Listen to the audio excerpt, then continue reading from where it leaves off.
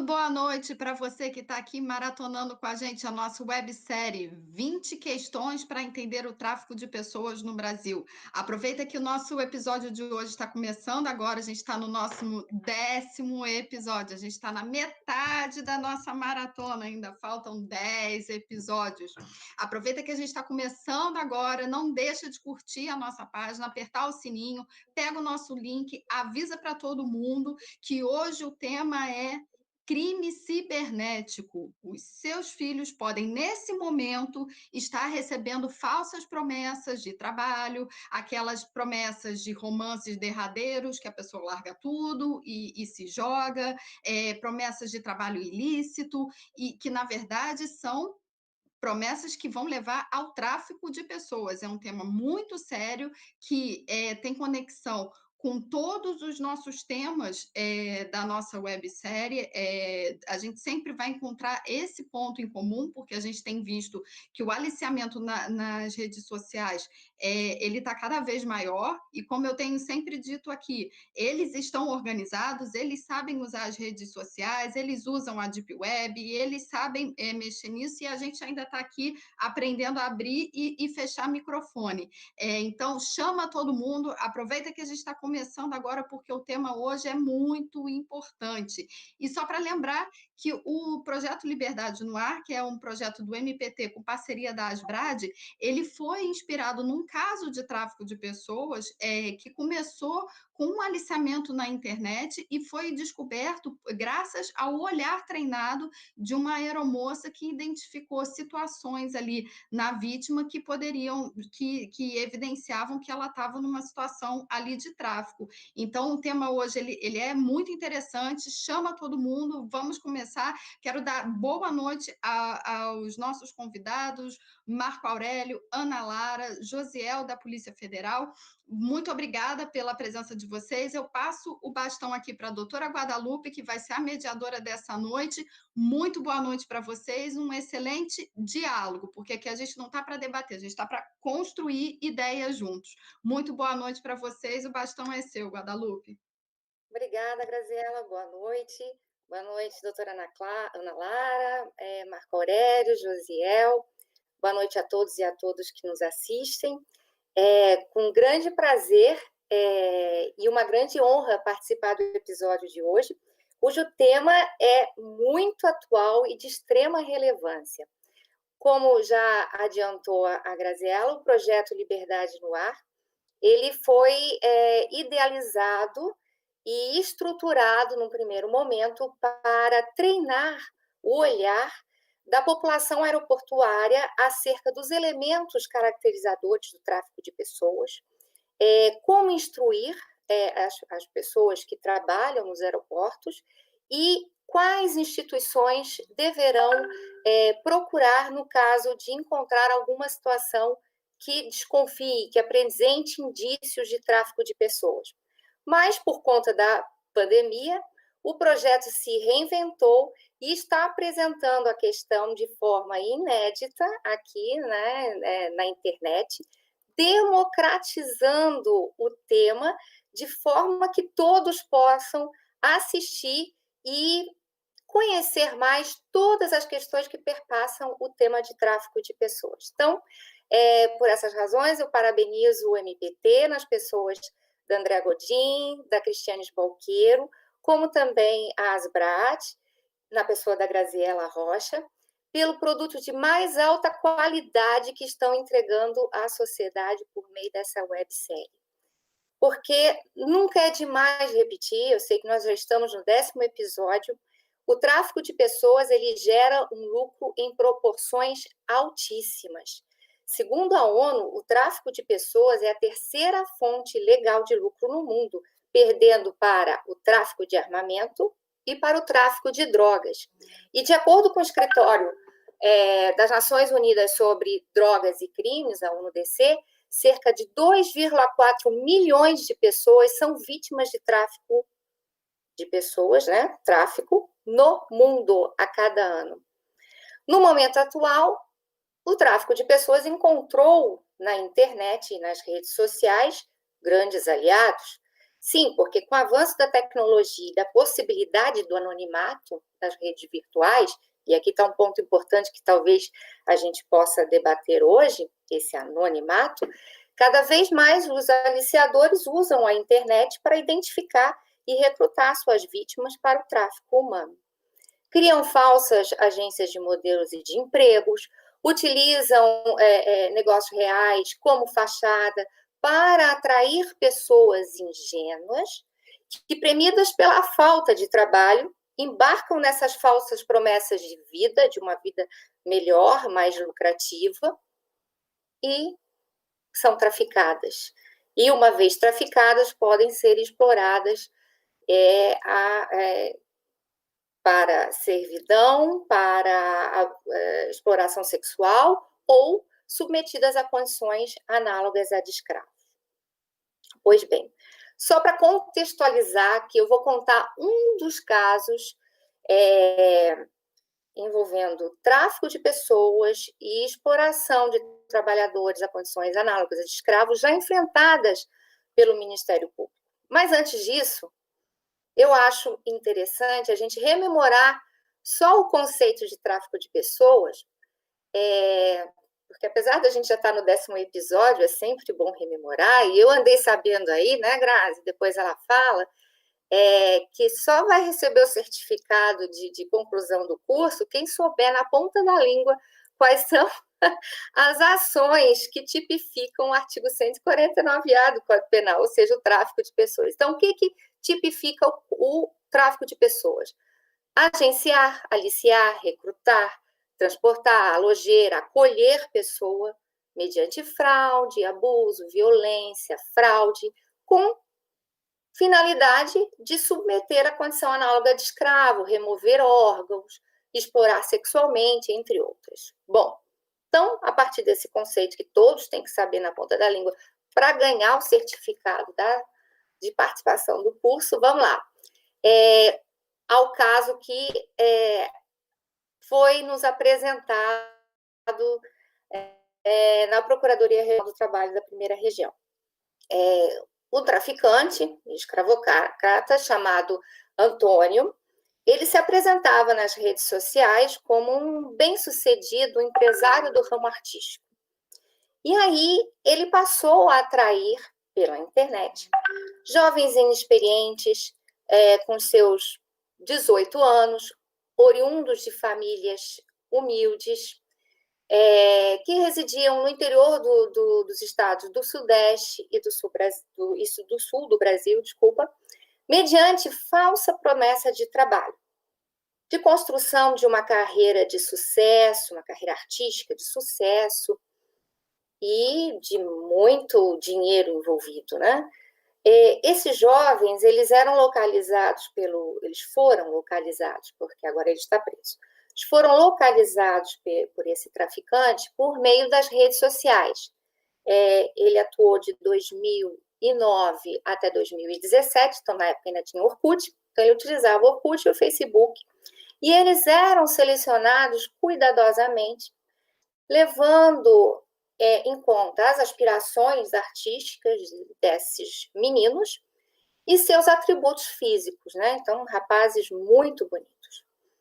E para mostrar para essas vítimas e para a família dessas vítimas o quão ele era bem-sucedido, ele chegou a publicar falsas notícias no Google, relatando assim algum empreendimento, um projeto de sucesso na Rede Globo. Sempre era utilizada a Rede Globo como chamariz. Mas, para que essa vítima tivesse sucesso, ela teria que vir aqui para o Rio de Janeiro e fazer uma entrevista pessoal com esse Antônio para ele poder verificar se existia essa veia artística. E aí, até esse traficante conversava com a família e tranquilizava a família no sentido de que ia tratar do filho, do rapaz, como se fosse seu filho. Então, essa vítima, ao chegar no Rio de Janeiro, ela era hospedada no Hotel 5 Estrelas, levada para jantar em restaurantes de mais alto nível, era levada também à concessionária de carros para que ele escolhesse o modelo do veículo que ele poderia adquirir quando tivesse o sucesso, alcançasse o sucesso. Então, percebam como o sonho de sucesso era alimentada por esse escravocrata. Depois de alguns dias, ele hospedado, né, a vítima hospedada no hotel, ela recebia a notícia de que, muito embora tivesse essa veia artística aflorada, ele teria que participar de cursos de dança, de música e de teatro para poder se soltar, desinibir, até que fosse incluído num projeto, num programa da Globo. E aí começa a exploração. Ele retira a vítima do hotel. Eu estou falando no singular para facilitar, mas isso aconteceu por diversas vezes, tá? Então, ele retira a vítima do hotel e coloca num apartamento, junto com mais 8, 10 vítimas neste apartamento. Esse apartamento, as condições de moradia eram muito precárias. Primeiro ato que ele faz, retira o celular, sonega todos os documentos, né? Retém todos os documentos, cartão de banco, tudo. O rapaz, fica totalmente à mercê do traficante. E, a partir disso, eram feitos testes, ou seja, ele dava remédios, tarja preta, né, remédios controlados, junto com álcool, para que as vítimas pudessem soltar mais o corpo, soltar mais para que aflorasse essa veia artística de representação.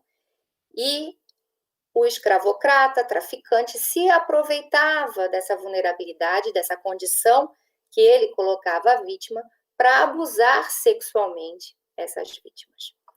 Então, o caso é muito grave, né? Ele envolve vários crimes.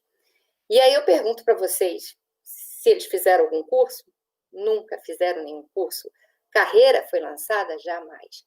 Aí, passado um tempo, os meninos eles eram obrigados a trabalhar. E a trabalhar como garçons em eventos. Então, nós conseguimos comprovar que existia uma jornada exaustiva.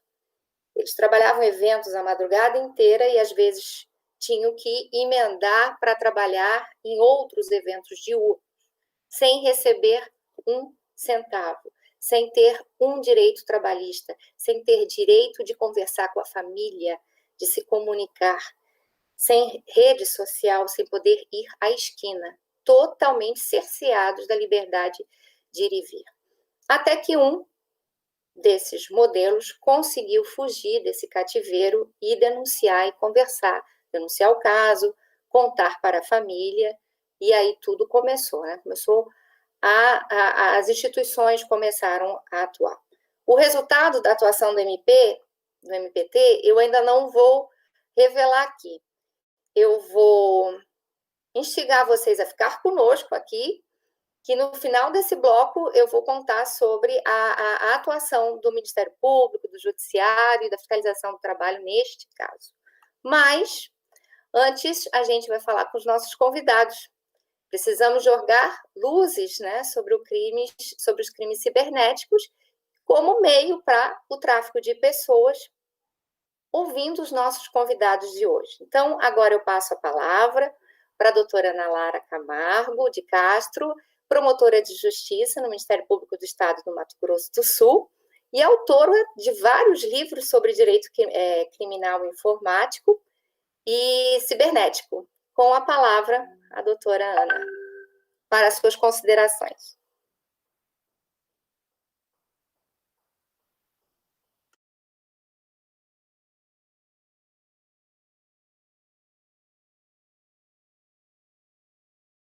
Desculpe, eu havia desligado, né? A pedido da organização. Deixa eu retornar. Eu quero primeiro agradecer o convite da Asbrad e do Ministério Público do Trabalho para eu estar aqui hoje. É uma honra.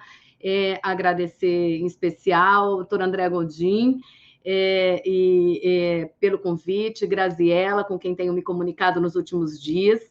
A minha ligação com o tema, na verdade, vem em primeiro, claro, da atuação como promotora de justiça, mas mais especificamente no Conselho Nacional do Ministério Público, no CONATETRAP, que é o Comitê Nacional do Ministério Público de combate ao trabalho análogo à condição de escravo e ao tráfico de pessoas, né?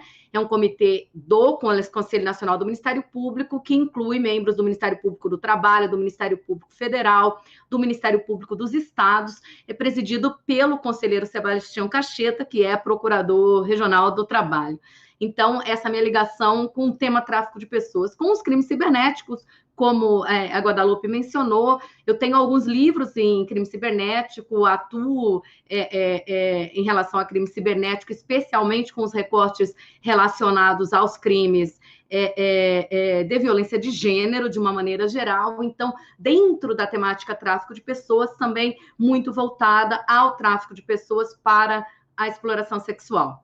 Então, só para me contextualizar aqui no evento de hoje. Em relação ao tema em si, se eu puder, só para dar um start, né, uma primeira pitadinha na conversa, eu acho que o importante é a gente conseguir falar hoje um pouco quais são as características do ambiente virtual, o que torna o ambiente virtual tão complexo. Já se falou de anonimato, mas elas são várias: anonimato, amplificação, a permanência, a catividade, a relativização dos padrões éticos, a impunidade, a pseudo-invisibilidade do dano, que é o que a gente chama de características do ambiente virtual que tornam ele tão nocivo.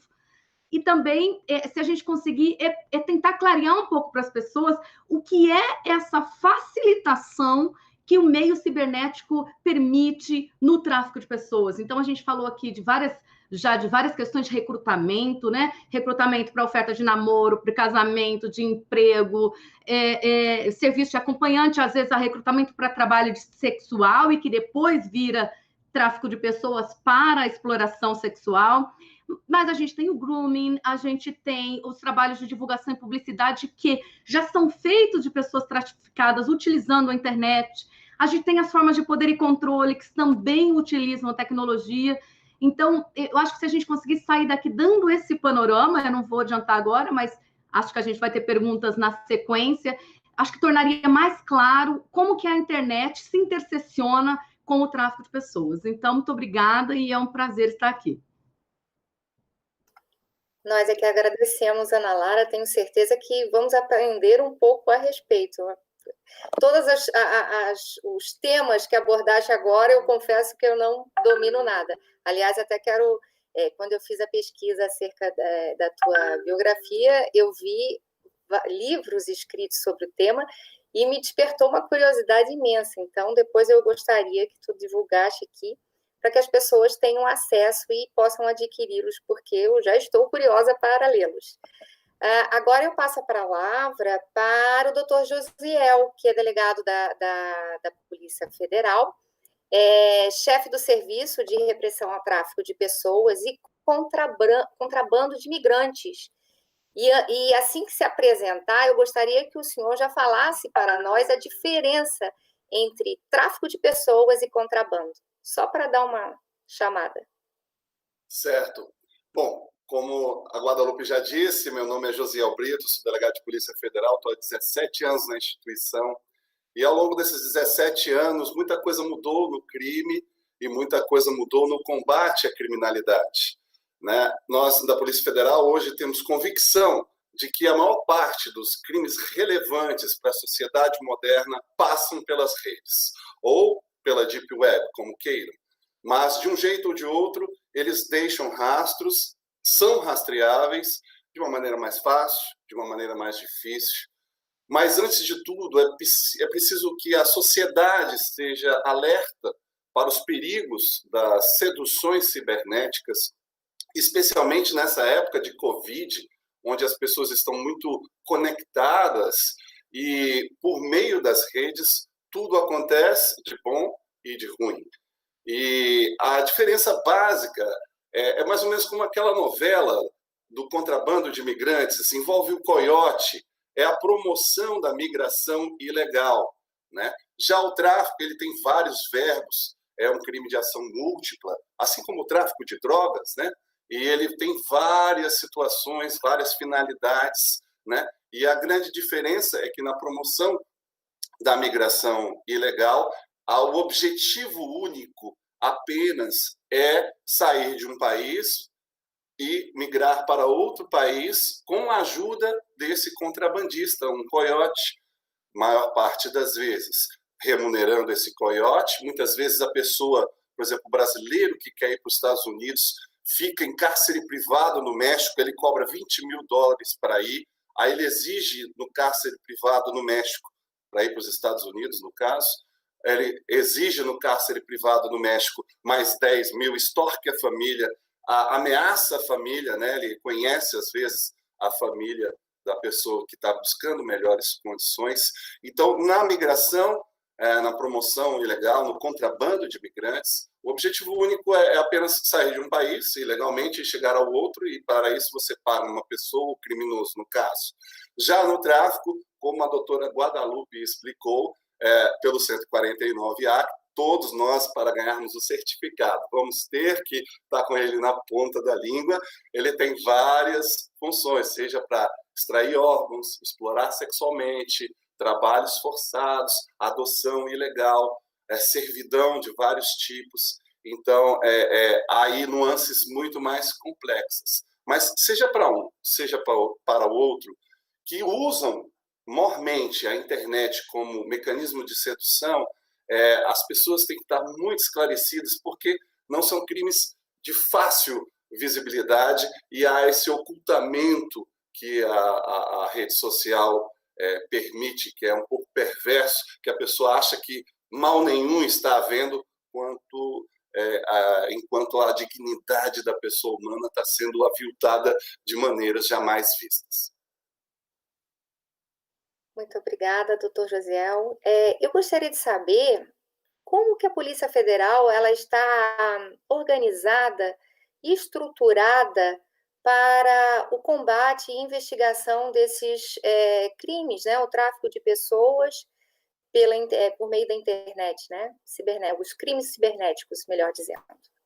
Olha, depois dessa constatação que o principal meio moderno de grandes crimes tem sido as redes, a Polícia Federal tem se preparado muito para esse combate, em vários setores, não só no serviço de repressão ao tráfico de pessoas e contrabando de imigrantes, mas também na repressão aos crimes cibernéticos. Nós temos uma área que cuida só disso, mas isso não vem desacompanhado de outra coisa muitíssimo importante, que é o quê? Esses crimes são transnacionais, eles não conhecem fronteiras, as redes não sabem limites, não conhecem muros.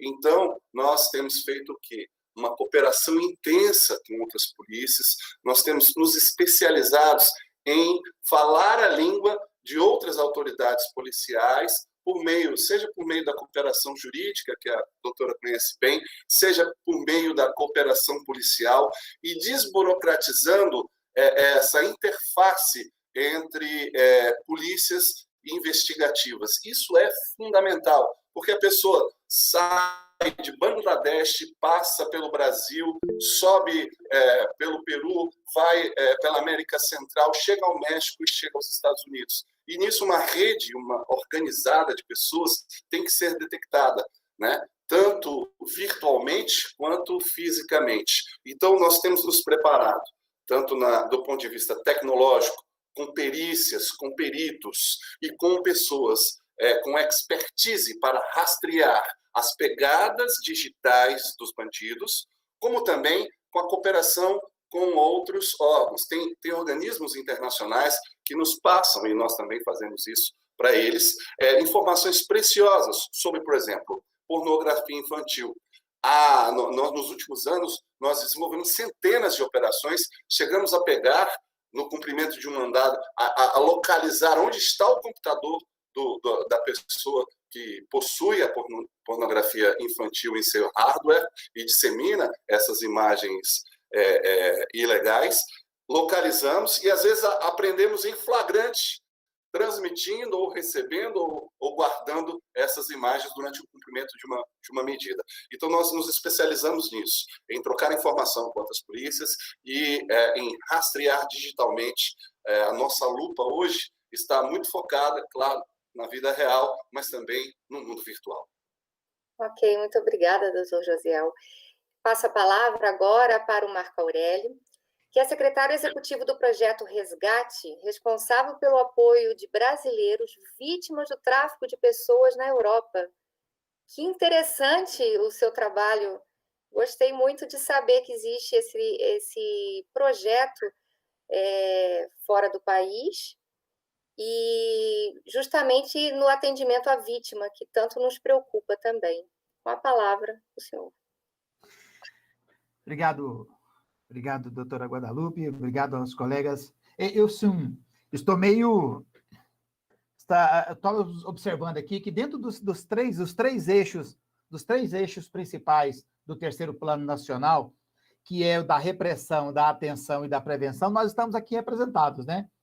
Da prevenção está aqui o MPT, que é especialmente para nós aqui nas campanhas aqui de prevenção, o MPT aqui em Goiás, o MPT é um parceiro de primeira hora, está aqui representando, no caso, a repressão, a Polícia Federal com o doutor Josiel, e a atenção às vítimas, que quase sempre, a grande maioria de quem faz esse atendimento, essa atenção, essa reintegração das vítimas, normalmente são as ONGs, e exatamente, o Projeto Resgate é uma ONG, e nós nascemos há 15 anos com o objetivo de acudir, de apoiar, de reintegrar as vítimas, né?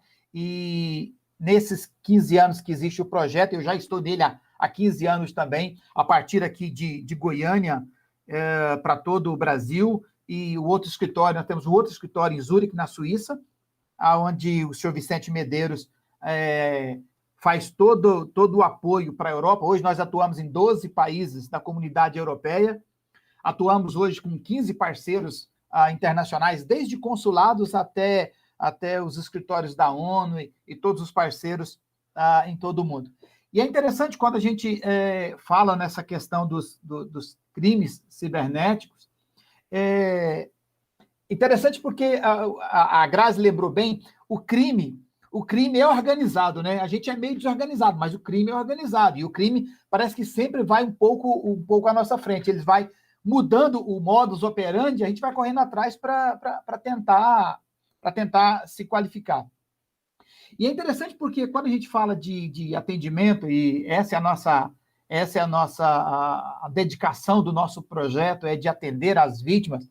Quando nós falamos do tráfico de pessoas, é preciso lembrar que o tráfico, ele traz uma transversalidade, assim, que às vezes é meio assustadora, porque a transversalidade dele, ele começa, é interessante porque você tem o trabalhador,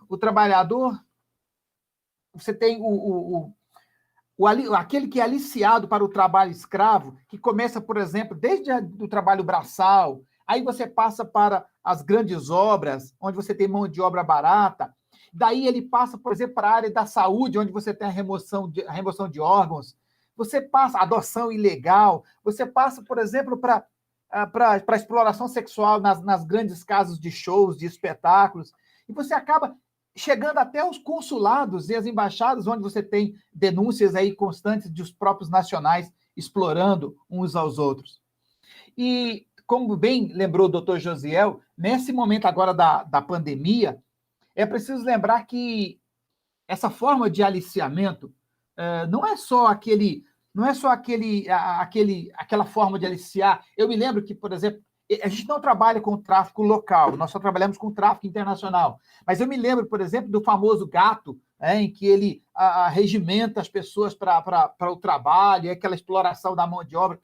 Parece que não é muito diferente, e eu fiquei até tranquilo, porque eu estava me lembrando aqui que os primeiros casos que nós tivemos de aliciamento por meio das redes foi na época do Orkut. Aí eu pensei que quando eu falasse isso, só eu seria o velho da história. Mas a doutora Guadalupe lembra do Orkut, então eu já fiquei feliz, né? Então, as primeiras denúncias que nós tivemos foi lá da época do Orkut. E é interessante porque, talvez os mais novos não se lembram, mas depois do Orkut, as pessoas continuam sendo arregimentadas, aliciadas, elas continuam sendo enganadas, né? E aí a gente vai voltar lá no protocolo de Palermo, elas continuam sendo enganadas por meio de mentiras, de fraude, de promessas enganosas, de falsas promessas. Então, desde lá quando começou no Orkut, passando pelo Facebook, agora estamos surfando agora nas novas ondas aí do Instagram, do Parler, né? do WhatsApp. Então, assim, é interessante porque as redes sociais como as pessoas estão em casa, parece que a gente está tendo um pouco mais de contato com as redes sociais, o aliciador está dentro de casa. Ele está lá no conforto da casa dele, acessa a internet e ele começa a jogar a isca. E aí a gente sempre trabalha, porque nós, como sociedade civil, no fato de atendermos as pessoas, nós trabalhamos com o sonho das pessoas. O aliciador sabe que lembra, a doutora Guadalupe estava contando a história aí, você leva alguém num restaurante onde ele nunca foi. Você leva alguém para um hotel 5 estrelas onde ele nunca foi. Você leva ele numa agência de automóvel para ver alguma coisa que ele nunca viu. Isso mexe com o sonho das pessoas. E eu tenho histórias aqui, por exemplo, que eu posso contar no próximo bloco, de pessoas que foram aliciadas. Por quê? Porque tem o sonho. E o traficante sabe que se ele quer pegar alguém, ele tem que começar pelo sonho. E essa é a nossa grande luta. Fazer com que aquele que foi aliciado, aquele que foi enganado, aquele que foi arregimentado, nós possamos trazê-lo de volta e colocar de volta seguro, de volta na nossa sociedade e aqui de volta para o nosso país. Esse é o nosso trabalho, esse é o grande desafio que nós temos. Grande desafio mesmo, Marco Aurélio. Quando o senhor falou da atuação do Ministério Público no eixo da prevenção, o Ministério Público atua tanto no eixo da prevenção quanto na repressão, né, por conta das ações civis públicas, onde cobra, postula todos os direitos trabalhistas não pagos na ocasião da relação contratual, o reconhecimento da situação análoga de escravo, o dano moral individual, o dano moral coletivo. Então, atua tanto na fase preventiva, para que não haja, né, para que a sociedade e até o próprio escravocrata e o traficante não mais haja dessa forma, né, que se abstenha destes atos, na fase repressiva por meio dessas condenações, e temos atuado e muito no terceiro eixo, que é do atendimento à vítima. Aqui no Rio de Janeiro, depois eu vou falar mais a respeito, nós temos o projeto Ação Integrada, que tem justamente por objetivo acolher a vítima, atendê-la após o resgate, que isso é importante, né? Não é simplesmente pagar os direitos trabalhistas e deixar a vítima solta. Bom, antes de terminar... Mas eu queria tirar um pouquinho do poder do MPT para sobrar alguma coisa para mim e para o doutor Josiel, senão não ia sobrar nada para a gente. Trabalhamos juntos, é muito importante a nossa rede. Nós não conseguimos, nenhuma instituição consegue trabalhar sozinha. Nós precisamos realmente conjugar, né, os nossos esforços para que a gente possa efetivamente combater esse crime. Isso que nós não somos organizados, né? O crime é muito mais. Mas vamos lá. Eu tenho alguns agradecimentos a fazer. Primeiramente, Buriteiro Norte de Minas, que eles estão aqui ouvindo o nosso episódio de hoje. Irmãs Salvatarianas e Rede Um Grito pela Vida, São Paulo. Exército de Salvação, Polícia Rodoviária Federal, o pessoal do mestrado em Direitos Coletivos da UNARP, São Paulo. Grito pela Vida, Bahia, Manaus, Florianópolis, Unicinos, presença da Irmã da Divina Providência e Rede Um Grito pela Vida, agradeço a participação, Caritas Rio de Janeiro, que é a nossa parceira no projeto Ação Integrada, Raquel Perales, da PTM de Guarulhos, Dr. Paulo Izan, desembargador do TRT da 8ª Região, e o Dr. Marcelo José, meu colega do Ministério Público do Trabalho, que foi o procurador que atuou nesse caso dos modelos que eu relatei para vocês. Vamos passar agora para o segundo bloco, onde a doutora Ana Lara, vou começar pela senhora, vai falar quais são acerca dos conselhos para alertar as famílias e jovens sobre essas falsas promessas espalhadas pela internet, quais os indícios que poderão despertar suspeitas de como prevenir o aliciamento nas redes sociais. Com a palavra, doutora. Bom, Eu também queria mencionar esse recorte que Guadalupe falou, né, Marco, que Ministério Público Estadual e Federal, que também atuam, evidentemente, na área repressiva, né, porque a parte criminal não é feita pelo Ministério Público do Trabalho, então o processamento das ações penais mesmo pelo delito de tráfico de pessoas, aí a depender se local ou internacional, compete, né, aí, aos Ministérios Públicos, estadual e federal, e também os crimes conexos que o Ministério Público estadual atua também, e o Ministério Público cada vez mais avançando, como a Guadalupe falou também, na questão da atenção à vítima, com inúmeros programas, projetos, mas que não vai caber aqui na fala de hoje.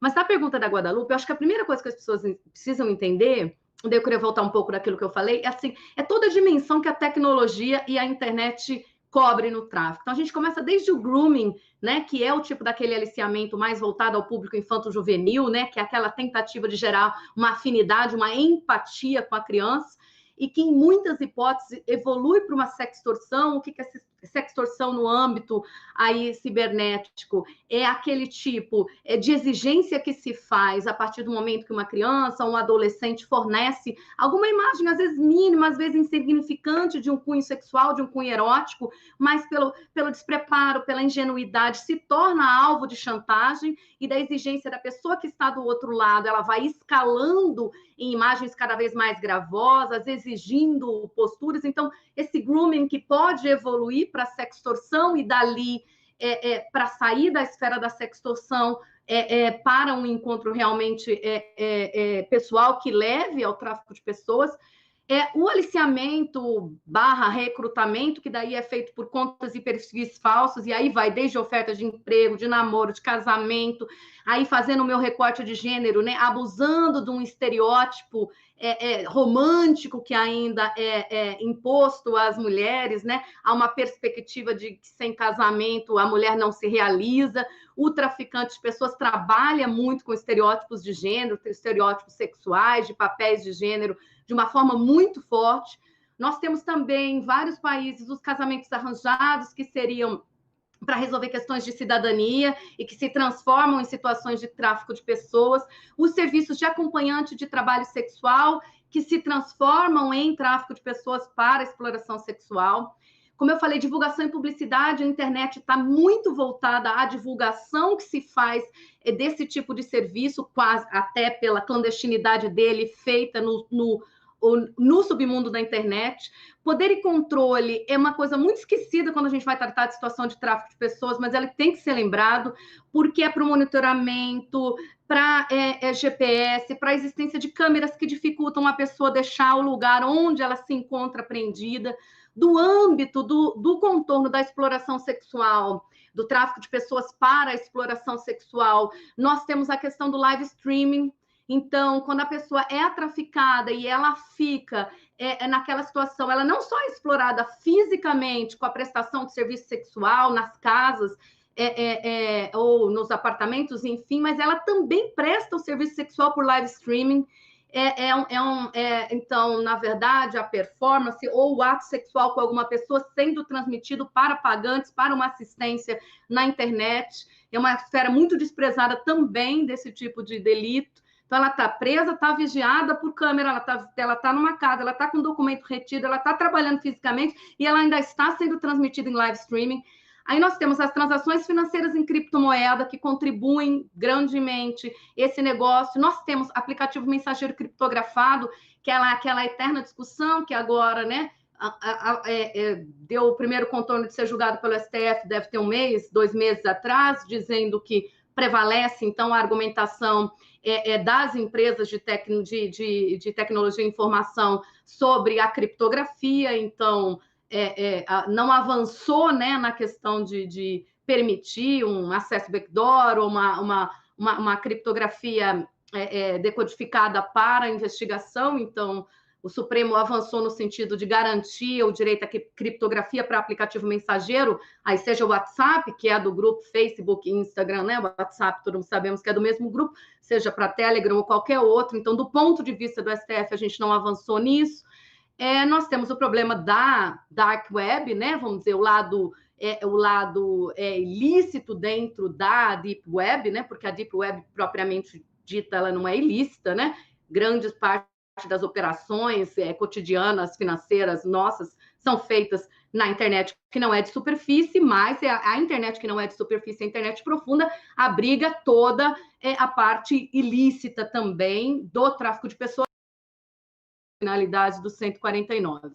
Então, eu só queria que as pessoas entendessem a dimensão, que eu acho muito importante.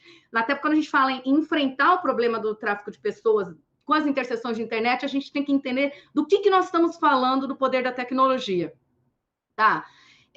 Tudo isso vai estar conectado com as dimensões de vulnerabilidade. E aí as dimensões de vulnerabilidade, ela vai ser individual, como já se falou aqui, as condições materiais daquela pessoa, as defesas psíquicas que ela tem diante do fenômeno, as estratégias de enfrentamento, a relação sociofamiliar dela, a dimensão socioeconômica ou sociopolítica, como queira chamar, né? Que grau de cultura, como é que é a economia, como que é o mercado de trabalho dela. E depois, o ambiente onde ela vive, quais são as respostas estatais que tem, a quem ela se socorre. A resposta é boa, ela vai ter uma polícia capacitada para ouvi-la, ela vai ter um serviço psicossocial capacitado para ouvi-lo, ela não vai ser revitimizada, porque eu acho que o grande problema que a gente tem, e aí já para enfrentamento dos profissionais que trabalham com isso, especialmente quando a gente faz o recorte, tráfico de pessoas para exploração sexual, há uma grande discriminação dessa vítima, né? Uma revitimização dela. Parece que ainda os profissionais que trabalham com isso ainda buscam aquele perfil da vítima ideal, né? Que ela esteja preenchendo todos os requisitos, especialmente quando é mulher, e fazendo de novo recorte de gênero, todos os requisitos para receber a atenção estatal, e quando aquela vítima ela não corresponde aos requisitos que eu idealizei do que seria uma vítima ser protegida, ela também vai encontrar outra barreira, outro obstáculo no que a gente chama de rota crítica institucional. Então, acho que entender tudo isso é muito importante. As estratégias, eu acho que assim, a família tendo condição de monitorar a criança, tendo condição de monitorar o adolescente, a gente sabe que é muito difícil, e tendo condição de ter um diálogo mais aberto com o filho, eu acho que a gente ainda tem muitos tabus, especialmente quando nós estamos tratando de sexualidade, né? Nós vivemos num momento que a gente não pode falar de sexo, a gente não pode falar de gênero, a gente não pode falar de educação para as relações de gênero, o que dificulta demais com que a família encontre formas simples de abordar e ganhar confiança e ganhar, vamos dizer, um acesso ao universo íntimo daquela criança, daquele adolescente, o que ele pensa, o que ele deseja, o que ele anseia. Então, começa por aí, entender a dimensão do fenômeno e ter formas de dialogar. Agora, todas as dimensões da vulnerabilidade vão contar, porque eu posso ter inúmeras maneiras de dialogar, mas se eu estou na miséria, a minha vulnerabilidade é outra, né? A minha fragilidade é outra. Se eu vivo num país, se eu estou numa situação de imigração, se eu vivo num país precário de serviço de saúde ou de justiça, isso vai ter que ser considerado a extensão, a dimensão dessa vulnerabilidade. Muito obrigada, doutora Ana Lara. Realmente o diálogo com os filhos é extremamente importante para a gente saber o que está acontecendo e desconfiar, né? Investigar. Bom, registro aqui a presença do conselho do CNMP, o conselheiro do CNMP, doutor Sebastião Cacheta, e do Exército da Salvação. Temos uma pergunta que foi apresentada no nosso chat, eu não consigo ler, mas foi passada para mim. Então, eu vou perguntar para o doutor Josiel, vou ler a pergunta e aí o doutor Josiel, se puder, responde. Só deixa eu encontrar aqui. Ai, Jesus, perdi. Ah, tá. Minha prima está querendo ir para a Suíça para trabalhar em bar. Estou achando que é coisa errada, porque o dono do bar já está mandando dinheiro para ela sem ela estar lá. Ela já está com passagem marcada. O que nós podemos fazer para ajudá-la, essa possível vítima de tráfico de pessoas, doutor Josiel? Bom, é peremptório que se convença, ela convença a prima de que isso é uma situação, e o Marco Aurélio pode me confirmar nesse sentido, é uma situação clara de um engodo para que ela seja traficada. A Suíça é um dos destinos da Europa seja para exploração sexual, seja para servidão, né? E então ela deve ficar muito atenta. Ninguém manda dinheiro à toa, né? Especialmente de um país desenvolvido, ou faz uma proposta boa de um país desenvolvido para contratar um trabalhador num país em desenvolvimento como o Brasil. Eu aconselho que ela não vá, que ela leia as dicas, tanto da Defensoria Pública da União, quanto no site, na expedição de passaporte da Polícia Federal hoje, a gente já dá dicas. A pessoa, ao receber o formulário na internet para preencher e fazer seu passaporte, ela vê como evitar, né? Se for inevitável, porque ela é maior de idade, se ela optar, apesar de todos os conselhos, né? E inclusive conselho meu como profissional de segurança, não vá. Se ela, a despeito de todos os conselhos, ainda assim, exercendo o seu livre-arbítrio, tome cautelas, não deixe seu passaporte na mão de terceiros, pegue telefones e contatos de instituições como a do Marco Aurélio, instituições no exterior que combatam o tráfico de pessoas, para qualquer emergência, ela se socorrer dessas organizações não governamentais, porque uma vez fora do país, a Polícia Federal nada poderá fazer por ela. E a gente já teve até um caso interessante para você ver como, além de ter sensibilidade, trabalhar repressão e assistência corpo a corpo, isso exige muito do policial, a gente está investindo muito em treinamento, já a gente vai falar sobre as nossas capacitações no final do programa, mas não é um combate simples, porque às vezes a própria vítima, ela quer ir. Eu tive um caso muito parecido com esse que originou o seminário, né? Da aeromoça, que percebeu a situação de tráfico graças a uma sensibilização. Eu vou omitir só alguns dados, porque eu preciso falar mal, inclusive, de outras forças internacionais, e aí eu vou omitir alguns dados para não ofender ninguém. Mas o caso é uma moça do interior de São Paulo, bonita moça, captada, menor de idade. Nesse caso, a gente tinha o poder, dever até de agir. Ela menor de idade, captada pelo Facebook por um chinês, pagou a passagem dela, né? Pagou a passagem dela para a Índia, é uma rota onde ela fica na Índia e depois vai para a China. Então, pagou a passagem dela graças a uma passageira do avião que percebeu que essa garota brasileira, humilde, vulnerável, só tinha poucos dólares, não falava inglês. Assim que o avião chegou, ela, percebendo que era brasileira, estava conversando pelo Google Translator, ela procurou a Embaixada do Brasil e alertou. E a Embaixada do Brasil desenvolveu todo um trabalho excelente. Aliás, o DAC é um grande parceiro, né? Por isso que eu falo para essa prima, se ela resolver ir, fique com os contatos dos consulados, das organizações não governamentais, não deixe seus documentos na mão de terceiros. Por isso que eu rogo, melhor mesmo não saia do Brasil para propostas mirabolantes. Mas essa garota foi para a Índia, fizemos todo um contato com autoridades da Índia e assustamos a organização criminosa de tal monta, porque, de fato, uma vez que ela saiu do Brasil, a Polícia Federal não tinha mais poder. Mas, através de contatos com policiais da Índia, a gente conseguiu que a Polícia da Índia agisse, pressionasse esse entreposto, antes dela ir para a China, onde, de fato, ela seria explorada.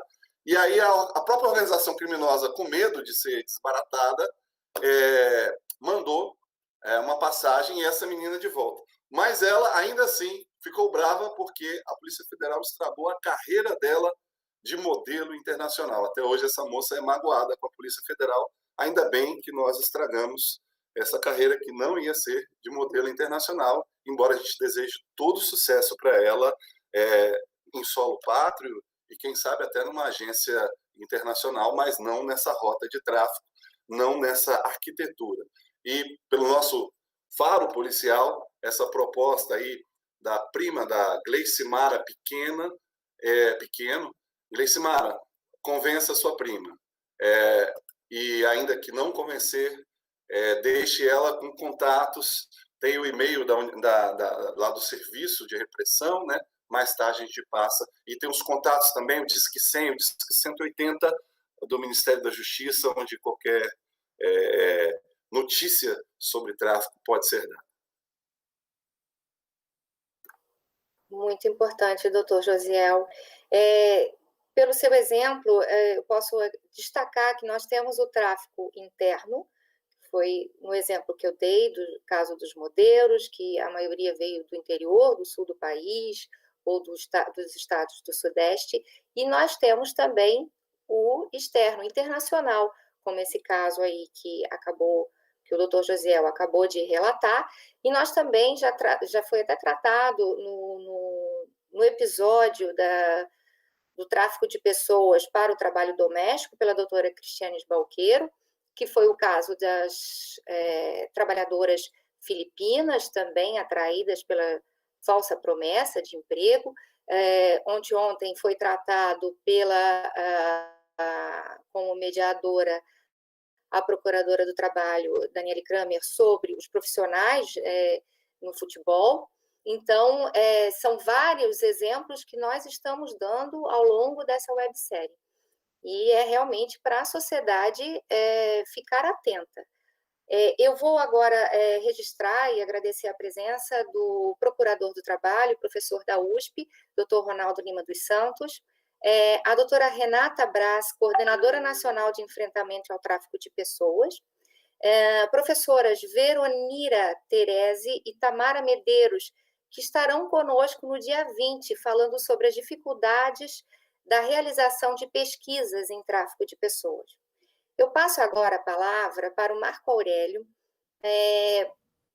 para relatar um pouco para nós como que fica o sentimento dessas vítimas quando descobrem que foram vítimas, né, que caíram nessa cilada e retornam para as suas cidades de origem.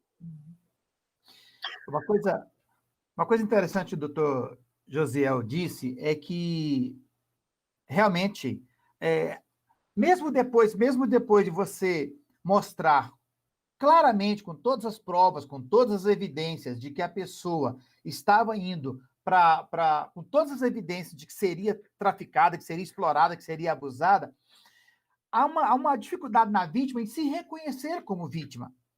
Há uma dificuldade em se entender como vítima. Porque, na verdade, ela acha que nós estamos roubando o sonho dela. Por quê? Porque imagine que ela nunca teve oportunidade, vai dizer, ela nunca atrapalhou minha carreira profissional, atrapalhou minha carreira de sucesso.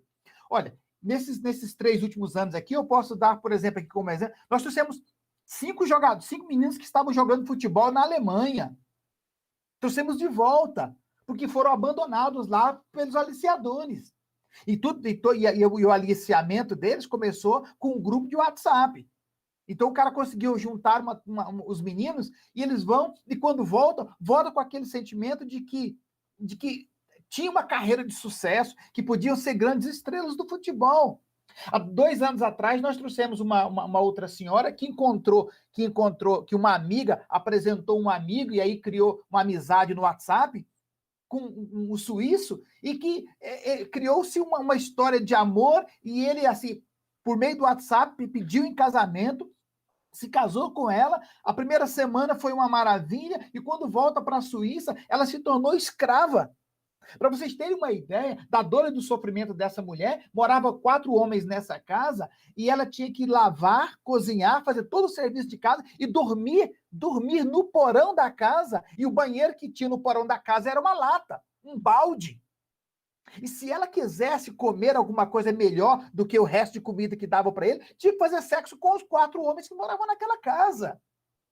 Agora, sabe assim, da dor, nós recebemos uma menina do interior aqui do estado de Goiás, e que ela disse que quando levantava de manhã, tinha tanta dor e sofrimento na alma dela, que ela ia de manhã, antes de escovar os dentes, ela ia lá na garrafa de uísque, colocava meio copo de uísque e bebia, porque ela disse que aquela era uma forma de talvez se lavar por dentro. Então, quando nós falamos do tráfico de pessoas, nós estamos falando de um tráfico, apesar de ser o terceiro crime mais rentável do mundo, nós estamos falando de um crime que arranca a alma da pessoa. O tráfico de pessoas tem a capacidade de arrancar o ser humano das pessoas. Eu tenho muitas dessas meninas aqui que tomam medicamento tarja preta porque dizem assim, ó, eu não me sinto gente. Essa expressão é doída. Eu não me sinto gente. Eu tenho medo de andar na rua, eu tenho medo de ver um carro se aproximar de mim, eu não vou mais a uma festa. Eu tenho medo. Essa senhora que eu disse agora, essa senhora tem 30 e poucos anos, 35 anos, 34, uma coisa assim. Ela vai para lá, para esse marido suíço, e ela volta e ela tem uma expressão assim que dói na gente, onde ela disse, olha, eu deixei minha família aqui para ir atrás de um sonho, mas eu nunca pensei que eu viveria algo tão cruel e desumano. E sabe o que é mais doloroso em todo esse processo? É porque, às vezes, a gente mostra todas as evidências que seria abusada, que seria violentada, que seria escravizada. Ah, mas era o sonho da minha vida. Ah, o sonho da minha vida era deitar na neve, fazer um anjinho na neve, fazer uma foto para minha família. Ah, eu tinha uma chance de projeção na minha vida. Nós tivemos um rapaz agora há pouco tempo atrás que foi convidado, ele noivo, já com o casamento já preparado, apareceu uma moça de uma agência suíça, da parte francesa da Suíça, e fez um convite para ele trabalhar como modelo. Seria por poucos dias, ele se encantou com a proposta de tal forma que ele chegou a mudar a data do casamento e disse para a noiva que seria a chance de termos no nosso casamento uma festa grandiosa. E ele embarca para a Suíça, e engraçado porque ele foi recebido no aeroporto e do próprio aeroporto já foi levado para o local de escravidão, que era uma sauna. E nessa sauna ele ficou preso por vários dias, em que além de trabalhar na sauna, além de trabalhar na própria limpeza, na faxina da sauna, ele também tinha que fazer trabalhos sexuais.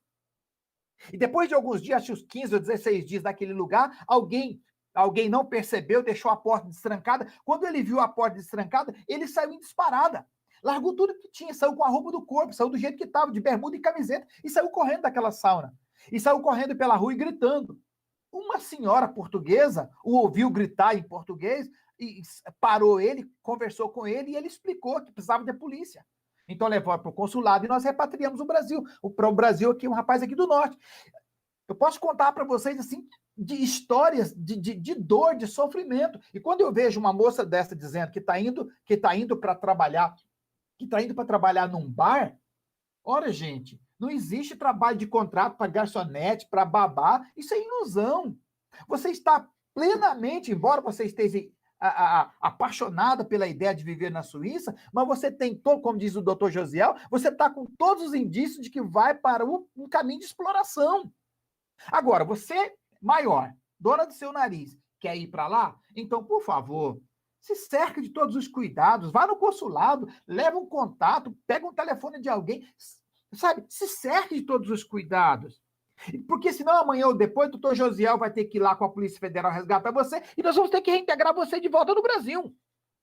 Embora você está saindo daqui com todas as evidências, com todas as provas, e nós estamos aqui já 1 hora já dizendo para você que não existe almoço grátis, né? Essa é a nova moda agora, não existe almoço grátis. Então, quer dizer, a minha avó já dizia que quando a esmola é demais, a gente tem que desconfiar. Então, eu tive uma menina aqui, por exemplo, do Tocantins aqui, que ofereceram para ela ganhar 3 mil reais por mês sendo manicure na Suíça.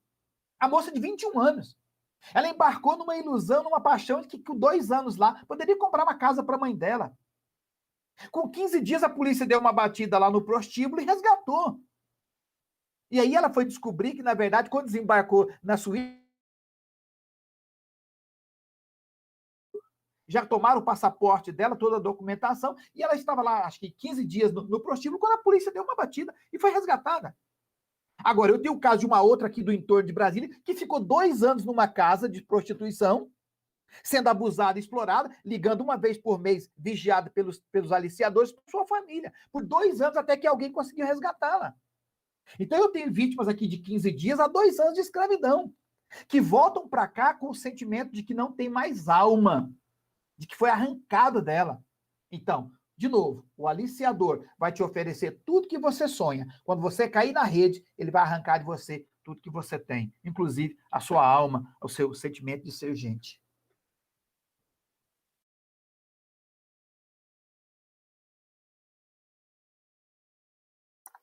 Não consegui quase não consegui nem abrir aqui o microfone, de tão emocionada que eu fiquei com a sua fala. A primeira vez que eu me deparei como procuradora do trabalho com um caso assim, que eu vi uma família destruída, uma pessoa por dentro destroçada, foi no sul do Pará, em 2001, assim que eu tomei posse, eu fui numa operação, e aí é que eu tomei conhecimento que existia o tal do peão de trecho, que ele vai também atraído por falsas promessas de trabalho, chega lá, né, sai da sua cidade de origem, ele é explorado, e ele tem vergonha de voltar para casa e explicar como um derrotado para a família que ele não conseguiu conquistar os bens que ele havia prometido antes de sair de casa. Então, ele não volta, ele vira um peão de trecho à espera nas pensões de ser recolocado, né, ser chamado para um outro trabalho, e a partir dali ele perde o contato com a família e aí tudo vai para, né, acaba tudo. Acaba a vida, acaba a família, enfim. No caso dos modelos que eu relatei no início, nós já estávamos desenvolvendo aqui no Rio de Janeiro, com Cáritas, o projeto Ação Integrada, onde temos uma assistente social e uma psicóloga contratadas pelo projeto. Esse projeto ele é mantido com recursos oriundos dos resultados das nossas ações civis públicas e termos de ajustamento de conduta no qual a empresa paga, as empresas pagam o dano moral. Então, eles foram atendidos durante meses.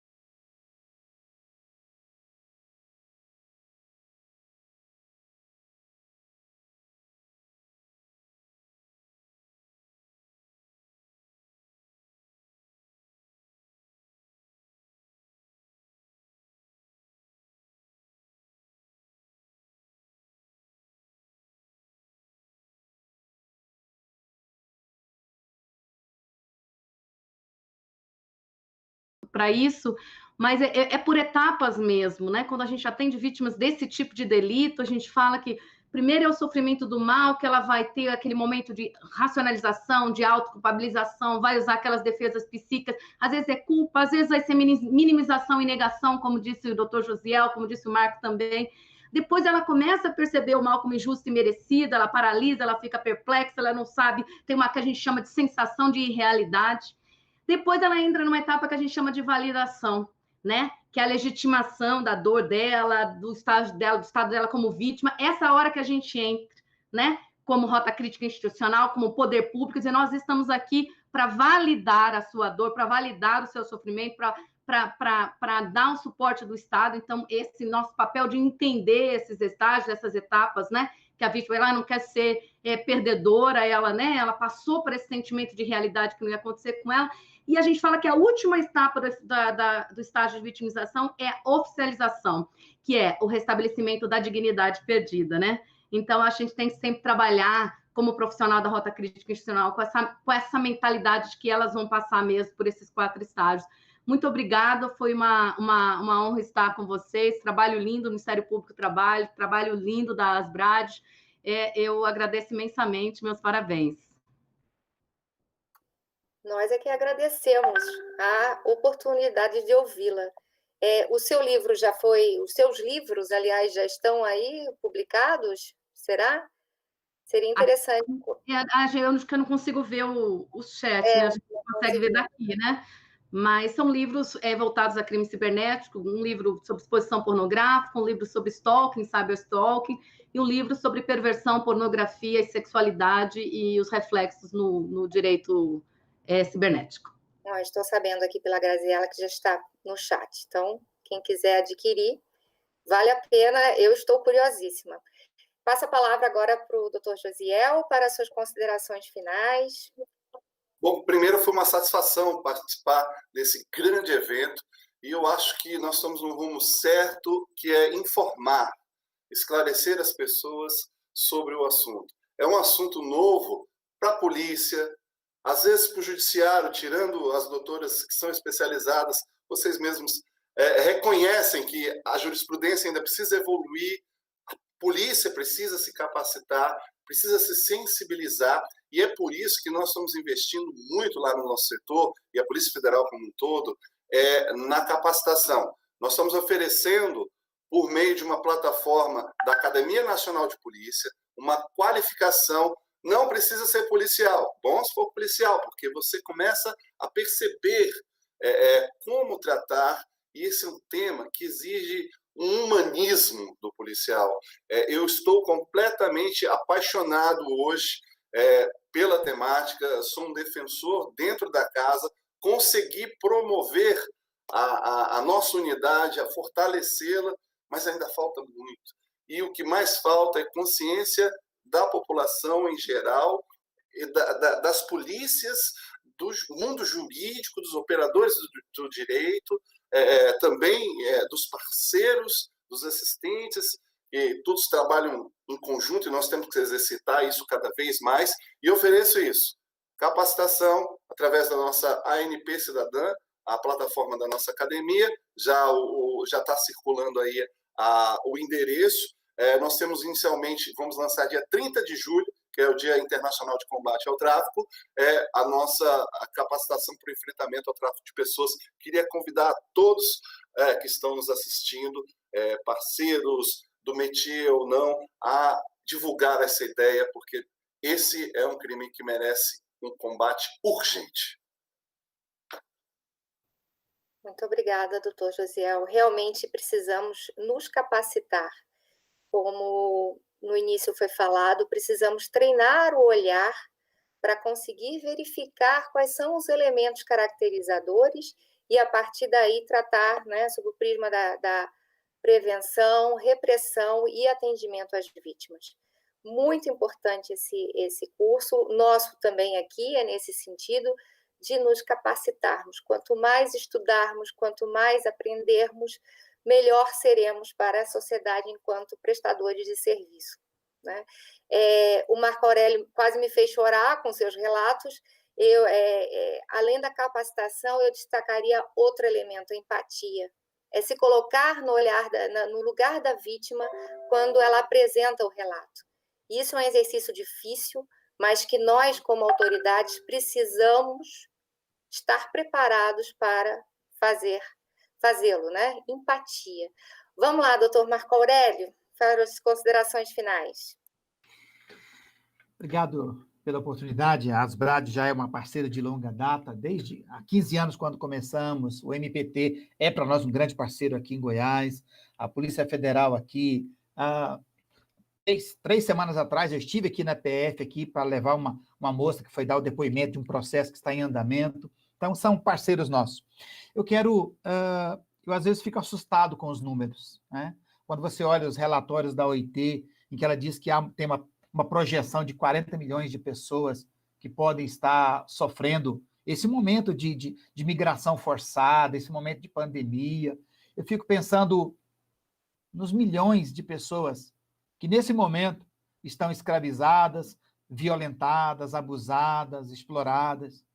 Eu, às vezes, ouço depoimento de meninas dizendo, olha, eu tinha vontade de morrer, porque às vezes eu era obrigada a fazer 10, 12 programas numa noite. Então, assim, quando eu olho para essa situação, e há 15 anos eu olho para isso, e há 15 anos eu ainda tenho esperança de que nós vamos vencer essa luta, de que nós vamos baixar esses números vergonhosos que nós temos no Brasil. Às vezes eu nem fico pensando no mundo, mas se nós conseguimos baixar os números vergonhosos do nosso país, quando eu estava lendo uma matéria ontem que ainda dizia que Goiás está entre os primeiros lugares. E aqui está a nossa luta. Agora, quero dizer uma coisa para você. Enquanto tiver possibilidade de lutar, nós vamos lutar. Eu luto daqui, você luta daí. E juntos nós vamos colocar fim a essa vergonha. Eu lutei como membro do Comitê Nacional do CONATRAP agora, eu lutei para que nós tivéssemos mais campanhas de publicidade, que nós fizéssemos esse tema chegar na população. Assim, com perdão da palavra, mas chegar lá na beirada da cidade, lá na periferia, lá no canto da cidade. Que nós saíssemos do centro para a periferia, da periferia para o centro, do norte para o sul, que nós fizéssemos chegar. Porque a novela acabou, mas o tráfico continua. Não é lenda urbana. Por isso, eu espero. Eu luto de cá, você luta daí, e eu te vejo hoje, amanhã, e te vejo todos os dias na luta, porque só juntos é que nós vamos fazer esses números vergonhosos diminuírem. Obrigado pela oportunidade. Nós é que agradecemos. Bom, quem tiver algum caso para denunciar, pode denunciar na própria página do Ministério Público, www.mpt.mp.org.gov.br, desculpa. Nós também temos o Pardal MPT, um aplicativo que pode ser baixado no seu celular. E eu passo agora a palavra para a Graziela, para que ela possa fazer o encerramento. Muito, muito obrigada a todo mundo. Eu estava aqui concentrada no chat. Muito obrigada a vocês. Infelizmente, os participantes não conseguem ler o nosso chat, mas assim, vocês não têm noção da riqueza de informações e o quão qualificado é o nosso público. Vocês têm os seus fãs também que mandam beijos, abraços e lembram de histórias. A Dalila mandando abraço para todo mundo, a irmã Rosita falando do quanto da parceria com o Marco Aurélio e do quanto é importante esse trabalho, a torcida do MPT, muita gente também falando que já leu os livros da doutora Ana Lara, do quanto que é importante a sua participação nesse tema que é tão específico, né? E agora que a gente está caindo a ficha que a gente precisa aprender a dominar essa tecnologia, a gente está muito atrasado, eles estão muito na nossa frente. A Renata Braz, da Coordenação Nacional, lembra de toda a parceria com a Polícia Federal, do quanto que é um tema muito caro para todo mundo. Agora, os passaportes, eles já vêm com um aviso para o enfrentamento ao tráfico de pessoas. Isso parece besteira, né? É só um pedaço de papel, mas, gente, isso pode salvar vidas, né? A gente viu aqui que surgem casos a todo momento, e quanto que é importante a gente trabalhar esse tema do crime cibernético, do quanto que a gente tem que avançar no uso das informações. O doutor Josiel está aqui lançando em primeira mão um curso que vai ser online da Polícia Federal para quem estiver interessado a aprimorar esse tema do tráfico de pessoas. A gente mesmo do Projeto Liberdade no Ar, a gente também tem várias programações, a gente também vai construir um curso EAD, que a gente está vendo o formato. A nossa websérie, ela vai ser transformada num documentário e num curta, com os melhores momentos de todos os 20 episódios que a gente vai começar a editar assim que acabar, para lançar em dezembro. A gente também vai transformar essa websérie num canal permanente da rede. Então, assim, a gente tem que aprender a usar as redes sociais para reverter esse jogo, porque o crime está organizado e a gente precisamos nos organizar. E, assim, muito obrigada à nossa audiência. A gente tem conseguido, assim, um milagre de manter uma audiência ali fiel, 200 pessoas todos os dias no chat, e a gente sabe que esse número é o que está logado, mas das pessoas que não estão logadas, a gente sabe que por dia a gente atinge mais de 1.000 pessoas, e depois que o vídeo ele fica postado, a gente tem tido uma alta audiência para um tema que é muito, muito difícil, né? A gente não está vendendo maquiagem, a gente não está vendendo autoajuda, e a gente está conseguindo manter a nossa audiência. Vocês não têm ideia do quanto a gente fica feliz. A gente está aqui, na metade da nossa maratona, ainda tem 10 episódios para acontecer até o dia 30 de julho. E amanhã Eu quero contar com o carinho de todo mundo, porque amanhã a gente vai ter a voz de uma vítima do tráfico de pessoas, né? É muito importante a gente dar voz com segurança, para se a gente souber que a pessoa não está ameaçada, não tem nada assim, e não se sente revitimizada ao narrar a sua história. A gente tem aqui, a gente vai ter a Isabela, que ela é uma militante pelos direitos humanos, ela luta pelo direito à identidade, ela fala do tema que a nossa sociedade ela vê com muito tabu, que é o tema da adoção ilegal. Né? Muitas vezes a nossa sociedade pensa, mas a pessoa foi adotada, por que ela está reclamando pelos seus direitos? A Isabela vai contar pela própria voz dela o porquê que isso sim é um crime, porque sim é uma modalidade de tráfico de pessoas. A gente vai ter também o juiz, o doutor Fadigas, que é uma sumidade nesse tema da proteção da criança e do adolescente. A gente vai ter a Dalila da Asbrad, que também há mais de 20 anos milita na defesa dos adolescentes e falando um pouco do ECA desses 30 anos. Então, estejam conosco, maratonem com a gente, vamos de mãos dadas até o dia 30 de julho, porque sem vocês não tem por que ter essa websérie. Muito obrigada, doutora Guadalupe, muito obrigada, José, muito obrigada, Marco Aurélio, muito obrigada, Ana Lara. Não acreditem que isso aqui é um ponto final, são reticências, a gente ainda vai voltar muito para debater o tema, destrinchar muitas questões que ficam em aberto. Aqui é só para dar o gostinho na sociedade. Muito boa noite para vocês e até amanhã. Maratonem com a gente.